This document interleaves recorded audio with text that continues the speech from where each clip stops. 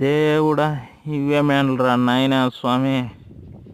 మనుషులమైన మనమే ఎండలో పని చేయలేక అలిసి వచ్చి నిన్న కూర్చుంటే మా పప్పిగాడు ఒకడు నేను ఎండలోనే ఉంటానంటాడు ఎప్పుడు.